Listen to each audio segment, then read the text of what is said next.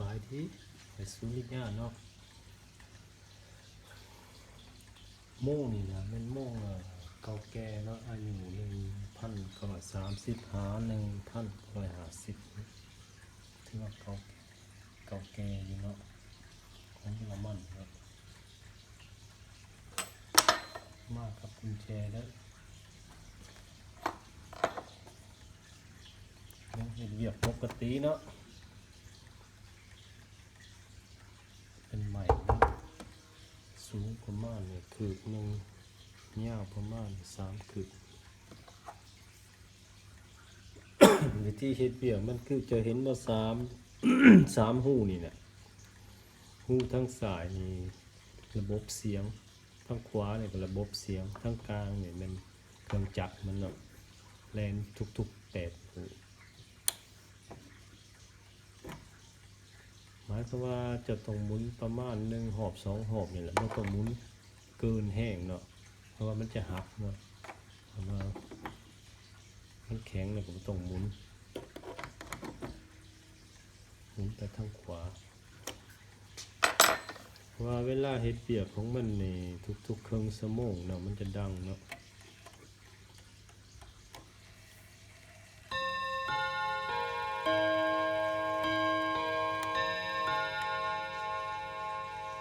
ทุกๆครึ่งชั่วโมงเนาะเพราะว่าถ้าว่าโมงนี่มี3 หูนี่มันจะดังทุก15 นาทีกับครึ่งชั่วโมงกับ1 ชั่วโมงเนาะนี่ครึ่งถึง3 โมงครึ่งสมมติว่า4 โมงเนาะ4 โมง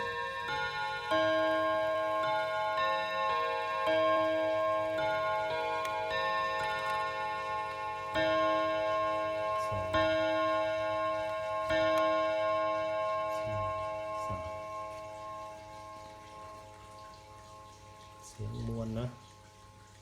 มวลแท้เสียงมันปานนี้สมมติว่า4 โมง 15แล้วมันจะดังเนาะ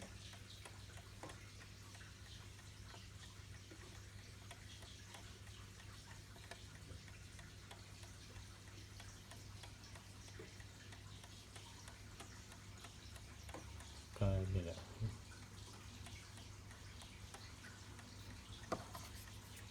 ดังเสียงมัน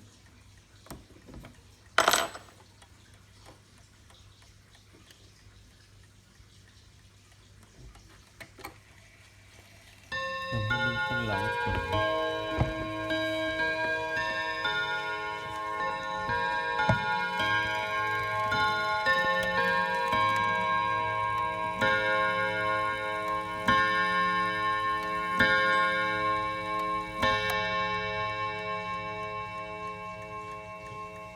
เข็มติ๊กต๊อกติ๊กต๊อกติ๊กต๊อกมาเพราะว่ามันยังแรงเปียกเนาะติ๊กต๊อกติ๊กต๊อกติ๊กต๊อก